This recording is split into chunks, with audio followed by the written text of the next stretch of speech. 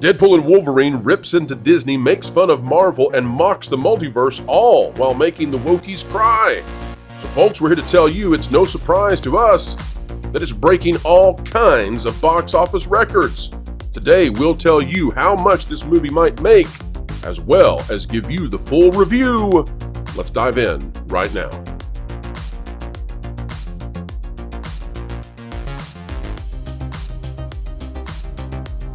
Hello folks, welcome back to the Pro Channel, where we endeavor to explain entertainment, keep you ahead of the culture curve. It is a joy as always, and finally we have a good film that we get to review. We're going to do that in just a few. I want to bring you up to speed though. This morning, an article out of Deadline by Anthony D'Alessandro, Deadpool and Wolverine soaring to R-rated record preview of $35 to $40 million plus as Ryan Reynolds and Hugh Jackman hit Comic-Con. Now, I would not, for any moment, doubt that this film will top $40 million in its preview night, waiting on those numbers to come in. Moments before Deadpool and Wolverine stars Ryan Reynolds and Hugh Jackman, filmmaker Sean Levy and Marvel Studios boss Kevin Feige take stage at Comic-Con's Hall H. We can tell you first, per myriad box office sources, that the movie is headed to a record preview night for an R-rated pick. It's eyeing $35 million at this minute, but very well could wind up north of $40 million, and it probably will. Anything north of $31 million would make Deadpool and Wolverine one of the top 9 preview nights ever. It goes on to talk about just how positively this is being received. Now, to put this in perspective, if it tops the 40 million mark, if it tops that, then it's going to put itself in contention with something like Endgame breaking $200 million. Take a look at this. I'll show you exactly what we're talking about. So Doctor Strange: The Multiverse of Madness posted $36 million. It only did $187. That was partly because Marvel movies are front-loaded and Multiverse of Madness did not deliver. This movie is like the best version of Multiverse of Madness you could have hoped for. So what it might do instead is what Avengers: Infinity War did, $39 million, on its way to a $257 million domestic 3-day. I don't think that Deadpool and Wolverine is going to hit 250, but 200 plus is easily in view because this film looks like it's going to top Infinity War for its opening night. So holy cow, look out. This film could pull as some of the biggest superhero films ever, and it's R-rated. All right, folks, go ahead and click the like button. Let's bring in the panel, and let's review this film. And don't forget that the success of this film is the antithesis of what Disney has been standing for. This movie mocks Disney. This movie mocks the woke ideology that's all over the world. This movie mocks the strategies and the films around Marvel that have been no good. It even mocks the multiverse. This is a movie that takes direct aim at everything wrong with Disney, at least to a large extent. Let's dive into the review right now. I say this is a very anti-woke film. That's where I'll start with as we do the spoiler-free review. What say you in culture? I noticed a visceral reaction when I said it, so I'll hand it to you first. Is it woke? Is it anti-woke? Or is it somewhere in between? Oh, it's not woke. In fact, that's one of the things I always say, whether or not it's woke towards the end of the reviews that I do on my channel. It's not woke.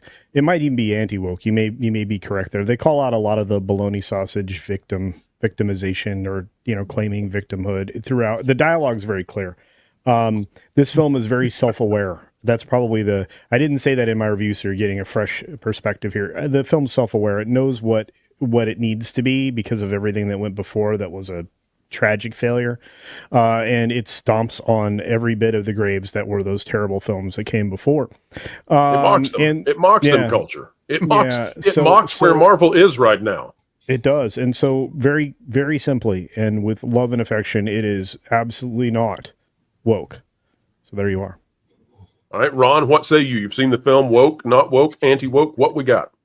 Well, for me, the biggest thing about woke is whether or not a movie is aimed at kids. This is definitely not aimed at children. No, not do not by a take long your kids shot. to this. No, do not take your kids to this. If they're under 17, 18, I wouldn't take them at all. If they know what's up, then that's a whole different thing. But I took my 22-year-old son. I would never take my 11-year-old son to see this. So I would not really call it woke at all. I mean, it's like Culture said I would 100% agree with him. Totally self-aware film.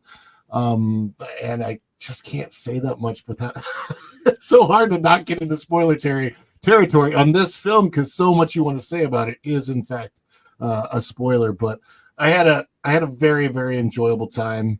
And when we get to it, I'll give you my biggest criticism too. So yes, and we will definitely get there. Let's talk about the rating though, because that's a great place to start. Ron, you talking about this is not a movie for kids, and I say do not take kids to this movie. I very rarely take the position of telling parents what to do with their own kids. This is not a movie for kids, flat out. You know, it's like it's as easy as me telling you that your kiddos should not be imbibing in certain in certain substances. I can say don't take them to this movie. What do you have against Tang? Poor Tang. Jonas, just because you love Wu-Tang, I see what you're trying to work into the skit here. But here's the deal, folks. It's the violence does. I'm not bothered at all by violence, and this was Mortal Kombat level violence, and that doesn't bother me at all. I don't think it was. Well, there are parts that are more violent than John Wick, but it's John Wick-esque, right? I don't think it went anywhere past that. The opening scene is the most violent part of the entire film. Fair? No. What was more violent than the first scene? Without spoilers somehow. Without spoilers. Second act, third act. There's a bus scene that's ridiculous. The first scene. Are you talking about the van scene? No, the bus. Oh, the van scene was great. The van scene was well. I have to tell you something. That van takes a beating throughout the film, but don't even spoil that. But anyway, what's amazing is just like every other Deadpool opening credits scene, that's what you get. So yes. just you know what, just if you have sensitive young ones, if you have some pre-teens, if you have some borderline kids, maybe you don't dig so much of that. Probably stay away for a bit.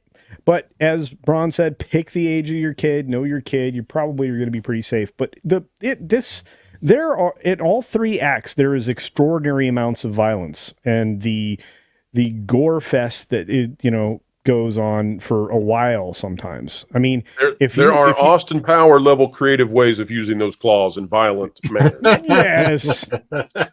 Yes, yes. If the violence is used in such a funny way, it is. It's reminiscent of Kill Bill, is what I think of, because that's the first time I ever saw the massive blood spattering to the point that it was funny. Yeah, I mean, it's like it's over the top, and it's ridiculous. But I have to tell you, as a gentleman, the beginning credit scenes will make you gird your loins a few times. Well, how about this though, guys? So it is violent. But it's kind of cartoony. Mortal Kombat style violence. Yeah. So let's talk about how it gets the hard R rating. The violence does that all on its own. If there was nothing else, the violence would do that. There is definite profanity, and everybody is going to be, everybody has their different opinions about profanity. For me, I'm not offended by profanity in the least, and at the same time, like just stringing together profanities isn't humorous to me. So I'm kind of weird in that way. Like neither one of those does anything for me. So profanities to me are just like, okay, cool, whatever. There's a lot of profanity, and it is leveraged for humor a little bit too much for me, just because I think 18-year-olds will find that hilarious. But for me, after a while, when they would string together these witty, paragraph-long, profanity-laced, descriptions of what's going on, about by the second act, I kind of weared out on that one and was looking for different types of humor. But that's just me. But guys, there's no gratuitous sex. In fact, there's nothing like that in here at all. It as best I can tell, it is 100% the profanity, which does make reference, but just in silly ways, to illicit substances and the violence. That's it, right? So aside from the violence, the language, and illicit substances, it's fine. Yeah. But there's no, what would you say? Well, how about this, Culture? I see you laughing about this one. How about this, Culture? Aside from that, Mrs. Lincoln, how did you enjoy the play? Well, let me make my so people will understand in just a moment what I'm at on this. I was more. I think many people would be more offended at the Acolyte than Deadpool and Wolverine, and the reason is because the Acolyte teaches something evil, and Deadpool and Wolverine is a darn good superhero film with one heck of a great message in it. Can I the message is Can I make that the log line for this? A darn good superhero film with a heck of a message? Yes. That's your covered in profanity and violence. Well, no, I mean that's not the message. Look, this is a hero film it's worthy of the ending. Yes. You know? And we haven't had one of those in a long time. I think it was Endgame.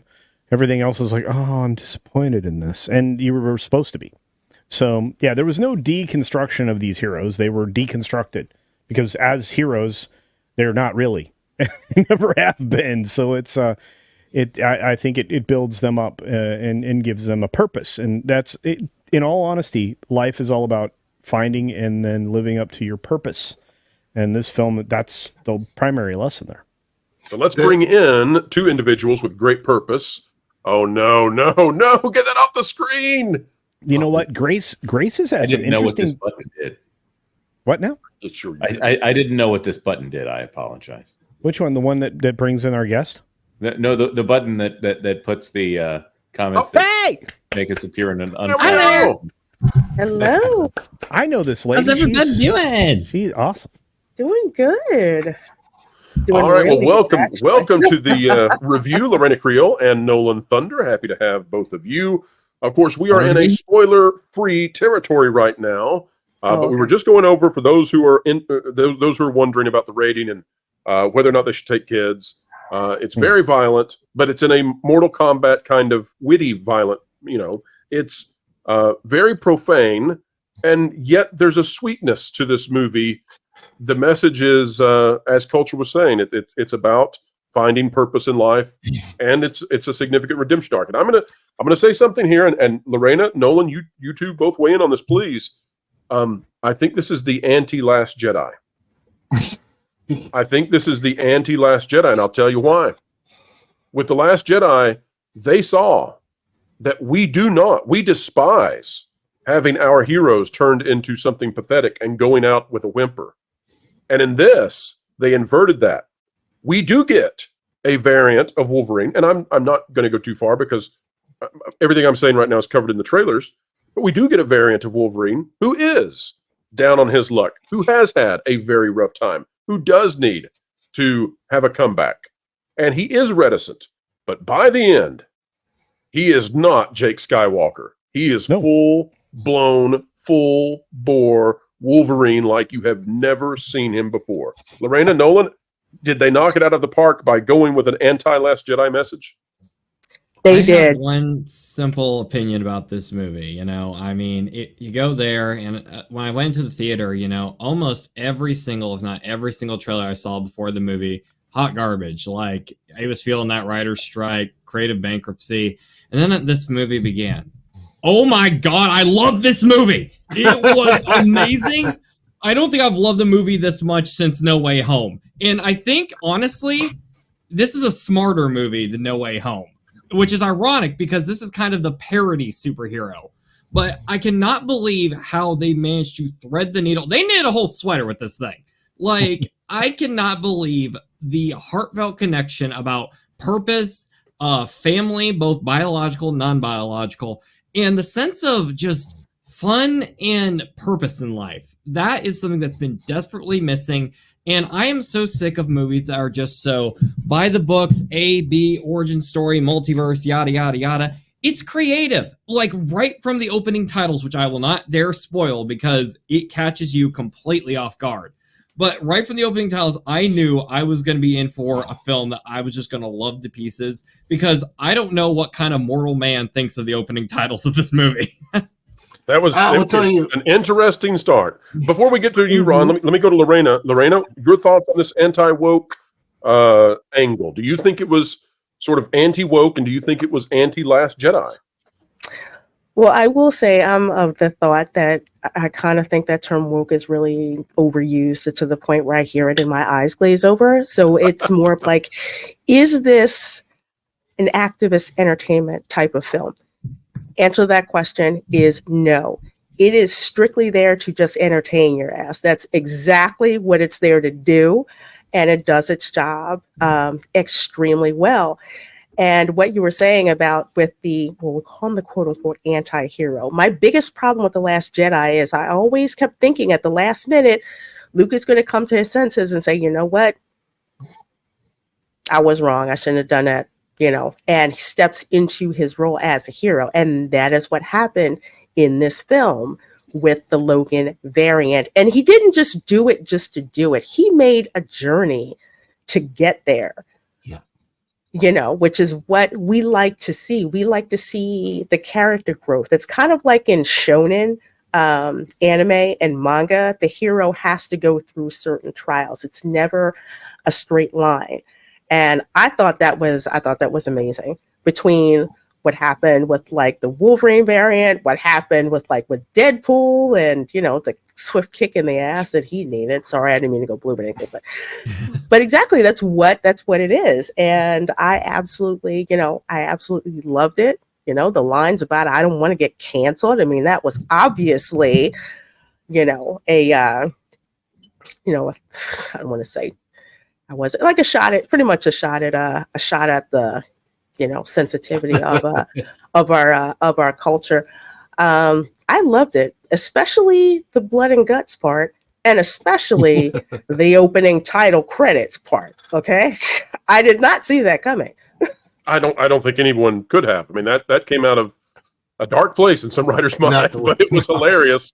Ron, you were giving us your thoughts, please.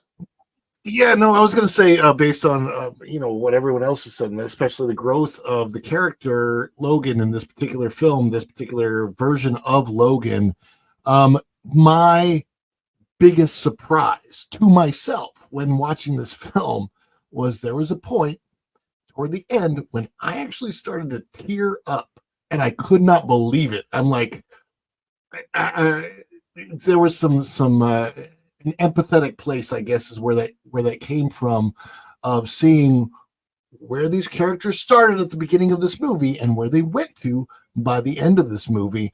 And it's so weird because you're watching this foul mouth, blood, guts, gore film, hilarious humor, and then all of a sudden they go to this place that can actually make you well up with this emotion of empathy and love. And it's like, how did they? I mean, I think there was some very, very good writing in this movie, and incredibly good acting.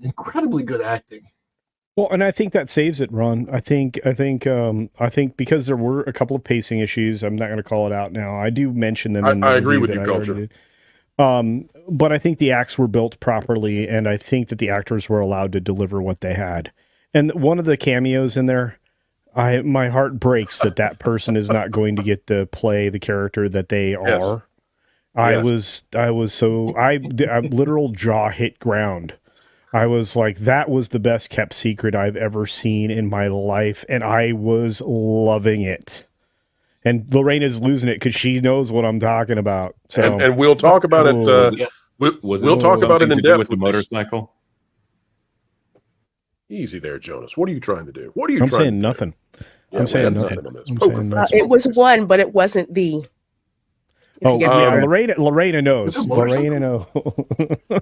So, Culture, let's talk about the very first time we've ever seen Wolverine in costume in live action in this way, and the juxtaposition of that very savage version of Wolverine with Deadpool. And you kind of feel for Wolverine in this movie because Deadpool does annoy everyone he's around. He's fun to watch in that Cartman way, but when Butters or Kyle have had enough, that's Wolverine the entire film.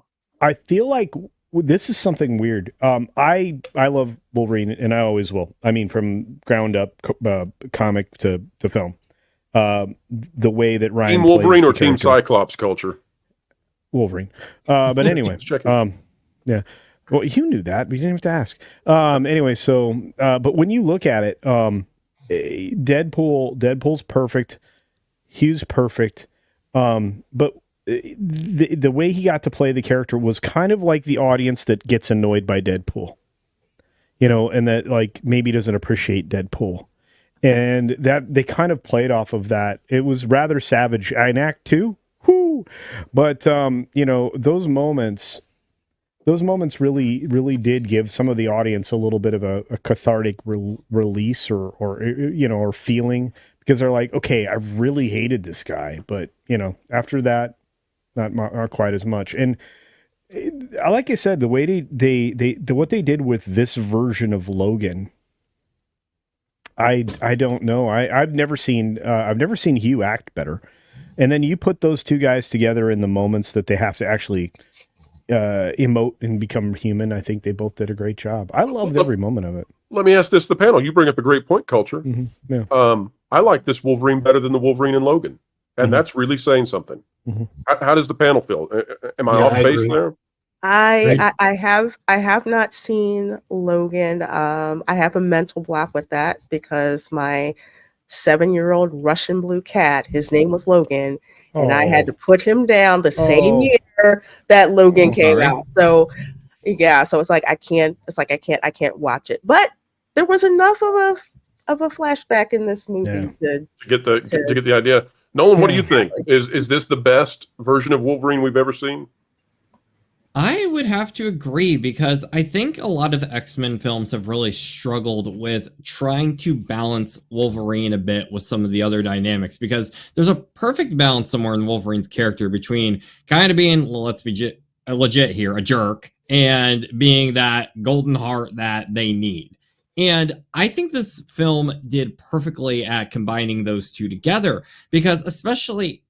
Can't talk about that. That was a spoiler. But I will say that every time Hugh Jackman appeared as Wolverine in this, it just did not feel like nostalgia bait, because he's been playing this character for a long time. It would have been an easy trap to do.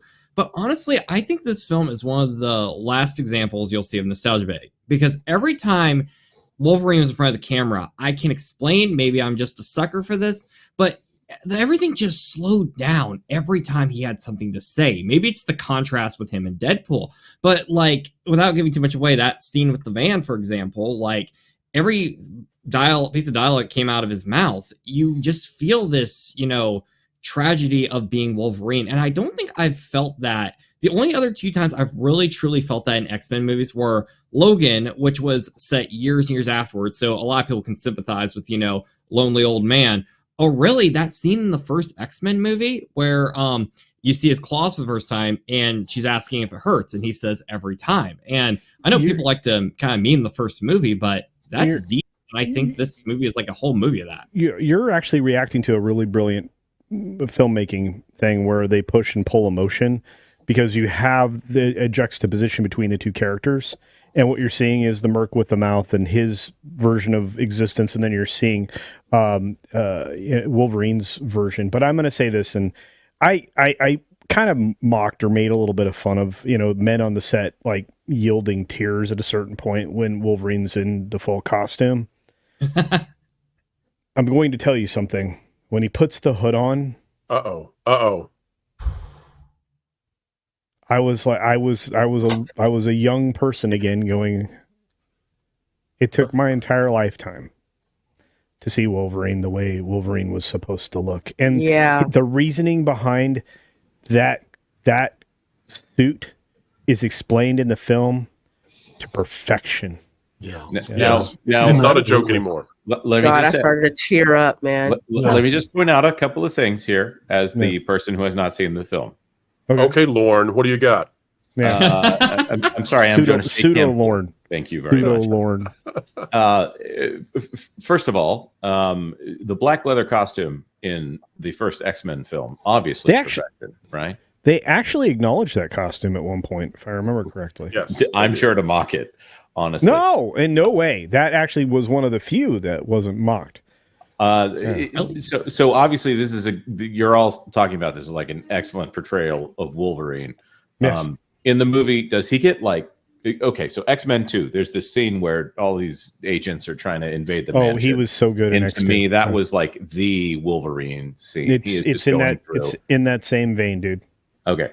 So well, you actually get Wolverine, like in He the goes comics and in the full cartoons, Wolverine will sometimes go like hands and feet, like running like an animal. Yeah, and Yeah. the growling that comes from him. I mean, it's visceral. This is a You get visceral Berserker. Wolverine. You get Berserker Wolverine. Yeah. So even though he's like, amazing. you know, a 6 foot tall Wolverine, he's still Wolverine. Yes, and that it takes a shot at Oh, short Wolverine. oh, dude. Yes. Oh, Oh, boy.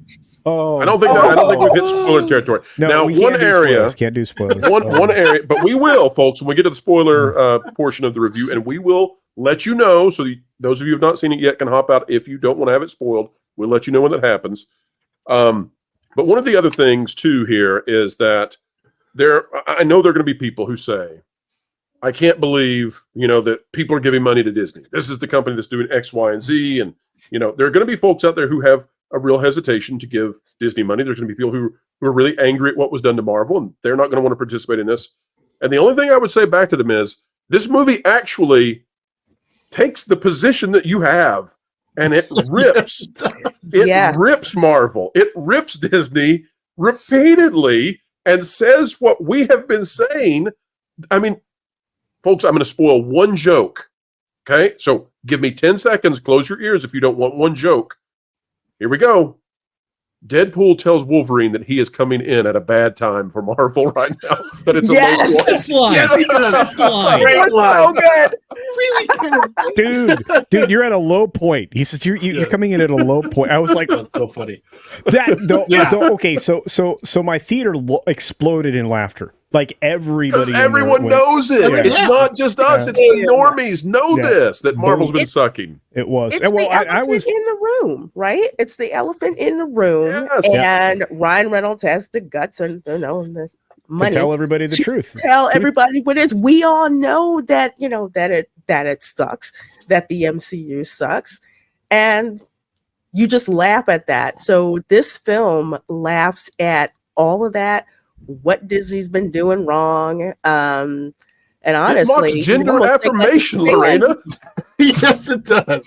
I wish that Gina could settle her case in such a way that there was a way that Deadpool could take her character from Deadpool 1 and bring her into a movie and then throw that character into The Mandalorian and write it Bob Iger. Ron, this movie was ripping modern Disney so hard at one point that I thought, if Ryan Reynolds mentions Gina Carano, I'm not going to be surprised anymore. Like if he goes there, I will not be shocked at all. So he doesn't. I don't need to be canceled. Well, he doesn't. First of all, he ain't going to cancel Ryan, and second of all, he's a billionaire. He does not care. He's at the I have more money than you, Bob. What can you do, brah? He's got more successful I was movies. greenlit by JPEG. Let's compare Doesn't he have a notes, phone Bob. company? He owns a He's phone got company. he owns a phone company. Owns I think like a debit card company. This dude has more successful movies than Kevin Feige. Well, I think he divested. I think he divested himself of both Aviation Gin and Mint Mobile, but he's still invested in a lot of other things. Dude has like Clooney money. In fact, he's got more than Clooney money, so he's good. Okay, and look, when you get that big, you can pretty much say, "Hey, I'm going to do this," and the studio is going to go, "We can't tell you no." And that's kind of what Chapek ran up against, right? It's like, we can't tell you no. And then Chapek turned over to Feige and said, he's going to do this. And Feige's like, I don't want this. I don't care. So let me toss this to you guys. So You want to we clearly we enjoyed the movie. I think all of us who've seen it enjoyed it. We'll give it a score later on. But it's not to say that it's a perfect film. And one of the weak parts of the film, in my belief, and this was featured in the trailer, so we're not spoiling anything, is the inclusion of the TVA. It's plot necessary, but it's also boring, and it just doesn't do anything. But, and I know what culture, tell me if this is where you're wanting to go. They actually mock in the film the TVA because Deadpool starts telling you, and this I don't think this will ruin anything for anybody, but Deadpool starts telling you where this where these references are coming from because nobody's watched any of this crap. No, it's like dude lights them up. It's like he lights Disney Plus up like boom, like hello. And he's so specific about the episode. He is very, and then he's very much like, okay, what is all of this manufactured exposition up for anyway? It was so funny. It was there's a line at the end, and it may be spoiler territory. So maybe I'll hold off on that. The end of the so look, there are lulls. There needs to be. Look, the best music has a rise and rise. How much money did they spend on this soundtrack though, Culture, on the music side? I said it in my. I didn't think any of the soundtrack was going to work in the film. Okay, because it's all over the place, but it absolutely worked everywhere they used it. I was like, how did you do that? When I get 2 Huey Lewis songs in a single movie, I'm a happy dude. Okay, that's all I can say. And like the Madonna worked, which I'm going. Yep. How did you do that? You all were talking about these movies and these shows that we have to, I guess, be in pain as we watch them coming out of Marvel. Now, so we've got Thunderbolts, we've got Captain America 3, 4, 5, whatever it is. We've got Agatha all along. So all of these are going to go back to the old way, the sick Phase 6, the Phase 5 dive, whatever you want to call these things. What Marvel's been up to since they were successful and were no more. All right. Now, here's what I'm thinking. You all remember that just recently during that Hollywood strike, that Deadpool and Wolverine, they were midway in production on this. They made this movie quickly. Like, they made this movie and got it out. These other movies have been in production before Deadpool and Wolverine, and they'll come out afterwards. So they were started before Marvel decided to pivot, apparently.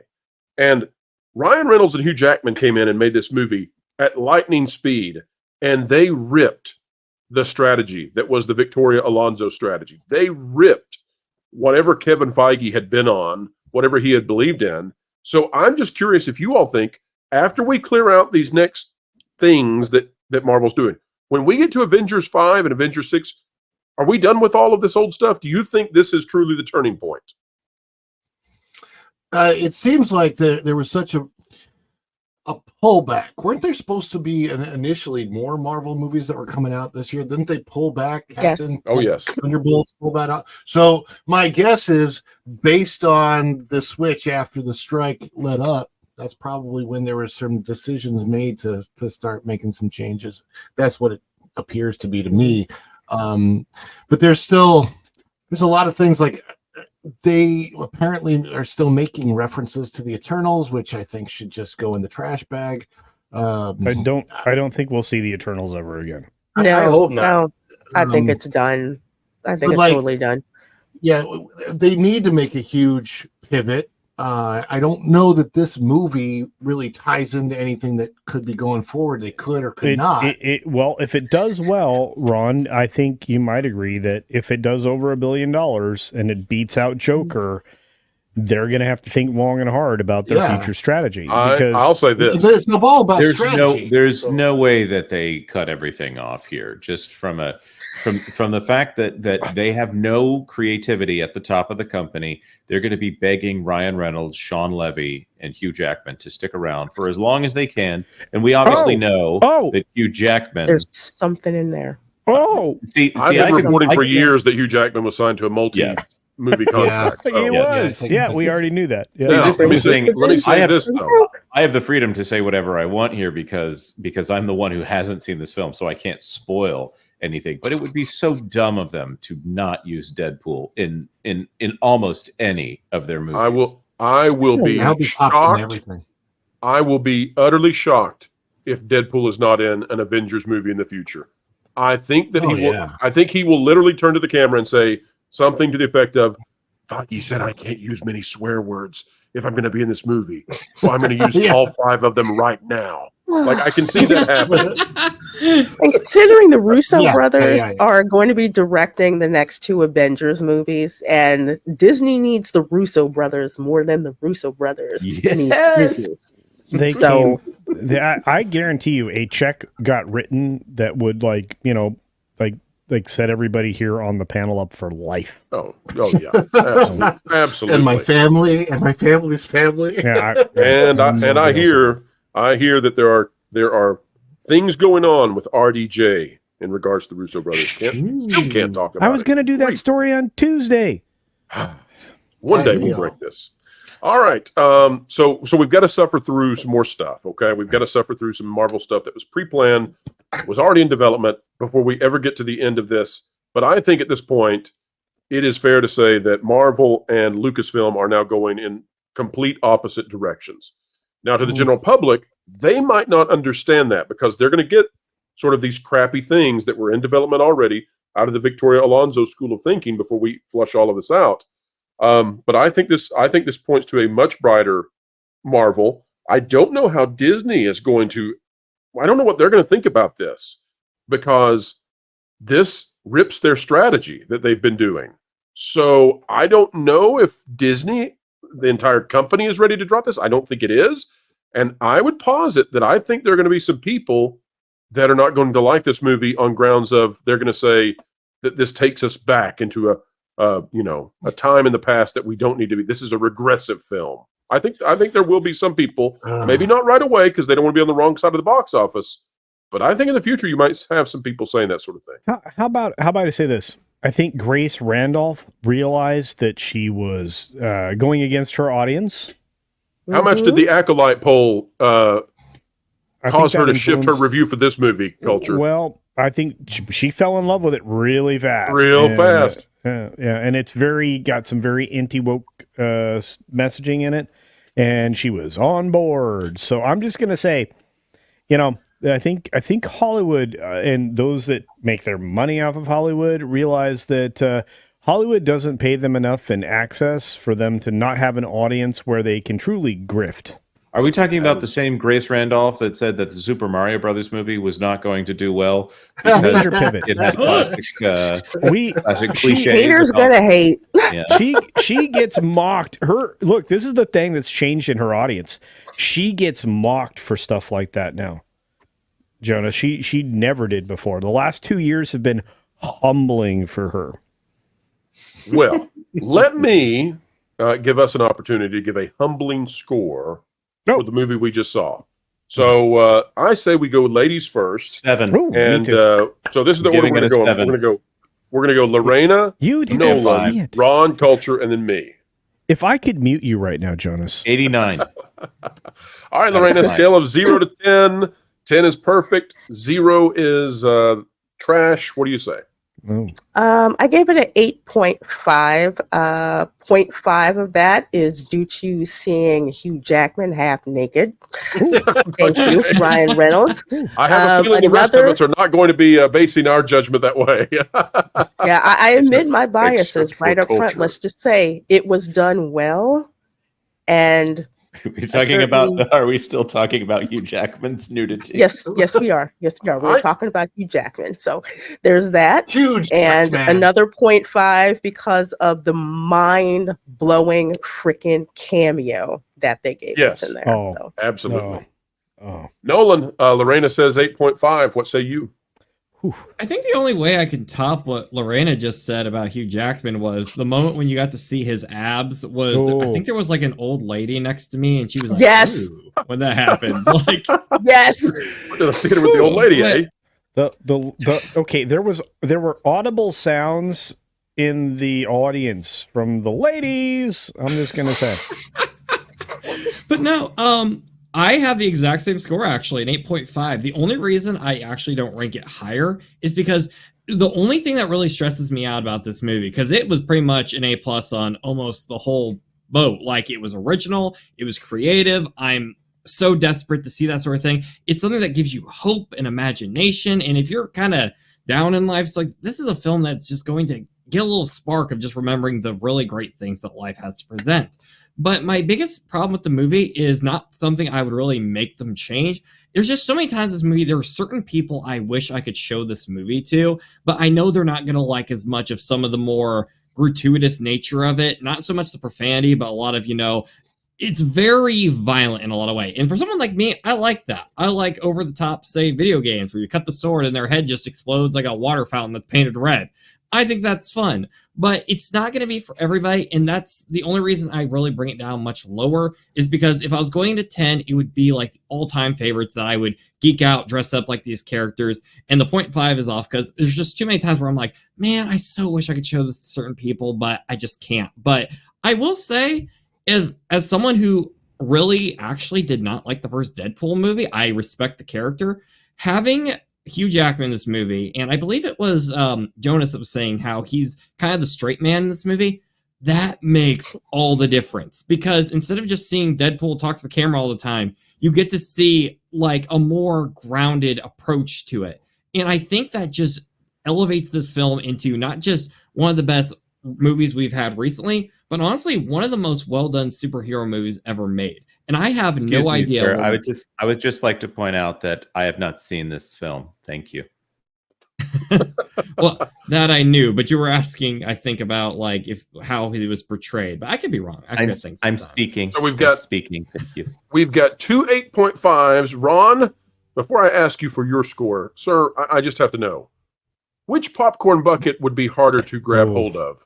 Figment or Deadpool and Wolverine buckets? Which one would you be more proud of? You can't get that popcorn bucket. The popcorn buckets, I wanted one so bad, and they were gone before the 3 p.m. show started. And Yes, I saw because really people hoarded them. I didn't get People one. went when the theaters opened, even before the movie was playing, and grabbed them all 11 up to go put them on. Yeah. Yes. 11 a.m. this morning. They were So, buying 10 and 20 at a time. I was so frustrated. However, theaters- I talked with my theater's manager.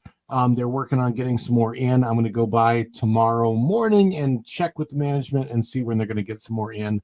And because I got to get a hold of at least the Wolverine popcorn bucket head. They have 3 different kinds of popcorn buckets. They have a Wolverine head, they have a Deadpool head, and they have a general, just a bucket that has Deadpool on one side and Wolverine on the other. That one was available, but I didn't get it because it's just a bucket. It's not a shape. Did anybody I want a else's shape. theater? Sorry to cut you off, Ron, but I just need to ask this panel: did anybody else's theater have the decapitated head, Deadpool skull thing with the propeller hat? Did anybody else at the theater have that? No, I would have Mine bought has, it if I saw it. Mine had Wolverine cups with Deadpool babies on top. I've also seen one that's a sold out. taxi with Deadpool on top of it. Everything sold out. Yeah. I got nada. So the merch. Ron, we got to get a review from you though. What do you say, sir? Oh, sorry. My score is a 7. It's a little bit lower, I know, and that's not because I didn't enjoy the film. I absolutely enjoyed the film, but the reason it's lower is because the pacing issues. For one, I missed Dopinder. I love Dopinder from number 1 and number 2. And he just isn't in this film a whole heck of a lot. Kind of think I would have loved to have maybe seen him get brought into that side of things. And without spoiling anything, I was really surprised that so much of the movie took place in one particular setting that it did for as long of a period of time as it did. That kind of threw me off a bit. Other than that, a lot of fun stuff. But to me, this wasn't.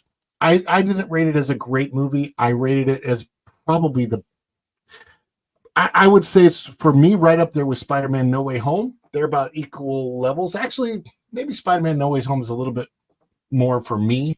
But yeah, 7 is a good score for me for a movie, because lately they've all been like 1s and 2s. So 7 is very good for me. Culture, it's time. What says the beard? Okay, the beard says the same thing he says in his review, and I feel like everybody here watched my review already, and I think Grant hasn't even If they edited it. haven't, what's wrong with you people? Run! Don't walk, run to the review. It's not released yet. It's in tomorrow's morning, but anyway. That's true, actually. Culture, let me say this. If you don't want to give your final review score here. Okay. Just checking. I'm totally fine with it, because everybody else gave my review score. Can I give a review score for Culture? Please. A 5. He hated it. Not true. I went into the theater thinking, okay, I align with Mr. H. I align with all these people that have like less than stellar reviews for this thing. And then I went and saw the film. Do you know why you don't have preconceived notions of things? You know how you know you're a real reviewer? Because you go into a theater and you go, oh, that was way better than I was expecting. And then you talk about it plainly. Because the most important thing is you learn how to call balls and strikes. I'm going to tell you, this was throwing straight heat. I gave it an 8.5. And I for me, justifying that 0.5 is very simple. They gave me a moment that I've been waiting for I can't even tell you how long. Wolverine put on the cowl, he put on the mask, that was a moment in time. And now I understand, because I know people were making fun of like the cast and the crew members, like literally like tearing up, welling up with tears because they saw that moment. And it gets bigger. It starts there and it gets bigger. And that set of scenes, you're gonna see it. And you're gonna be like, this is the Wolverine we were looking for the entire time. There's a whole reason behind the uniform, and that's beautiful in and of itself. But that moment changed a lot for me, and it was very well done. And 8.5, I think, is a reasonable score, even with the pacing issues that Ron mentioned, and of course the blatant, overblown violence and language. If you're taking an appropriate audience there, it serves up a really good time. Will I see it another time in the theater? Probably not, which I think will work in this film's detriment. But a lot of people will. How do I know? Because a lot of people already reached out to me and said they're going to go back and see it again. So that's where we're at. On that note, I do have to dip out. I had a lot of fun tonight. I can't believe I had the privilege of hanging out with all of these esteemed parties. And, and then there's Jonas. Jay Campbell. Go off and Culture, esteem yourself, please. Culture, before you go, let me just say, I'll keep mine very short. 9.25 out of 10 is what I'm going to give it. 9.25. I thought it was, the pacing is the issue. Yeah. There are, as I said, some of the long Ryan Reynolds-esque profane, like 2, 3, 4, 5 sentences for humor. Like they just weren't funny. They stopped landing as strongly. But the ending is fantastic. And it harkens back, I think, to Guardians of the Galaxy. Some of the endings where coming together is a way of preventing ultimate sacrifice because you bear it together. And that's the thing. And again, without the spoilers, I'll just say this. The ending is worth the entire film. Yes. The ending is worth the entire film. So folks, averaging it all together, 8.4 out of 10 is what all these panelists and I have put together. I give it higher than what the score is, but I stick with what my panelists say because they are the best in the business. Just as you are, Culture, and we'll catch you real soon. And folks, we've come to the end. We had such a great win, though, and getting to enjoy a good movie that mocks, finally, the stuff we've been telling you. And it may signal that the media is now being told, shift the narrative, because the one we were using made us go broke. I wonder what that's called, something like woke. Never mind. All right, folks, help us out. Click that like button, share, subscribe, click it, stick it to the algorithms. It is the notification bell. Drop a comment down below. Let us know your thoughts. Folks, wherever you are and whatever you're doing, keep learning, keep growing, and keep having fun. You'd better hang on to your feathers, little bird. They need to put you in the show. What? Jose, what are you listening to? You don't even have ears. Vacation Radio 24/7. Original music on YouTube. Huh? Vacation Radio. WDW Pro Music Channel. I have no idea what you're saying. But if you want to be listening to music, you should head over to Vacation Radio 24/7 on YouTube, one of the 100 other channels WDW Pro's been working on. Oh, and I have a song for you, Jose. Jose Cowabunga. He is Jose Cowabunga. He's Jose. That one seems a little bit foreign to you.